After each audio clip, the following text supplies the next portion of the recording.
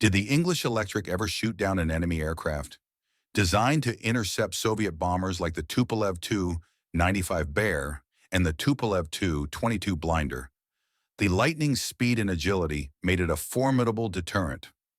Although never fired upon, the Lightning's presence in the skies served as a constant reminder of Britain's aerial defense capabilities, contributing significantly to maintaining peace during a period of heightened global tension.